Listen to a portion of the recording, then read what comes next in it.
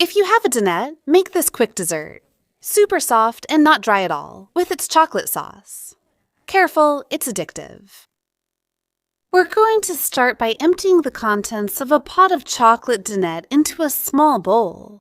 Next, we're going to wash our pot well so we can reuse it. In a mixing bowl, we're going to crack 4 eggs. Next, we're going to add 2 pots of sugar. Of course, you should always adjust the amount of sugar to your taste.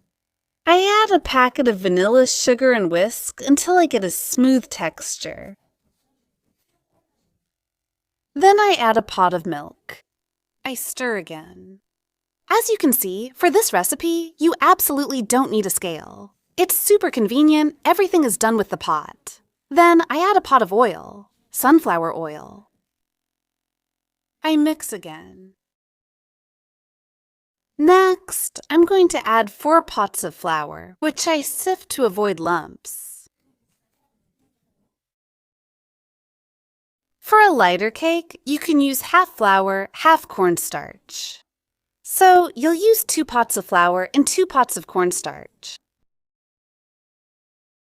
We whisk vigorously until we get a smooth batter. You should get a smooth, lump-free batter that's fairly thick. We add a packet of baking powder, and it's best to sift it as well. And we mix everything well. Next, we'll take a second mixing bowl and divide our cake batter into 2 equal parts. In one of them, we're going to sift in a tablespoon of cocoa powder.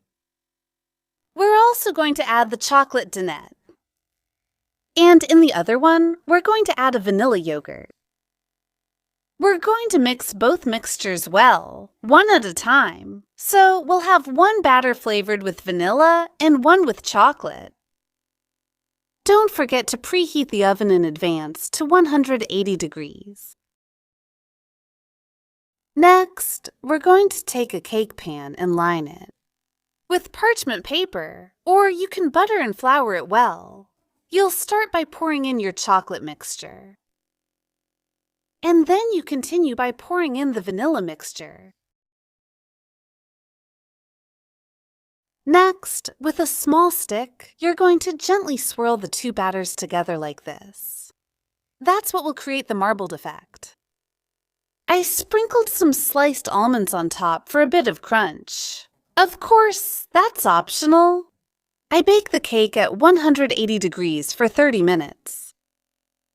While the cake is baking, I make a little chocolate sauce by melting 90 grams of dark chocolate in 40 ml of heavy cream, and I also add a pot of Danette chocolate pudding.